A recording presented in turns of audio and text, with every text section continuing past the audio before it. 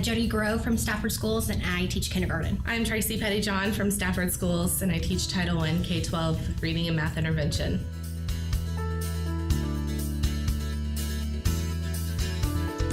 We're here for CGI with Renee Smith. Awesome.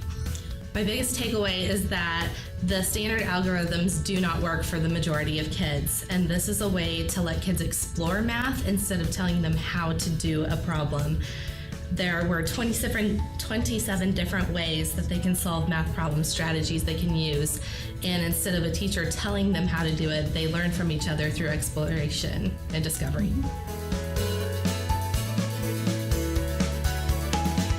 Why not? I mean, have you been here? It's awesome.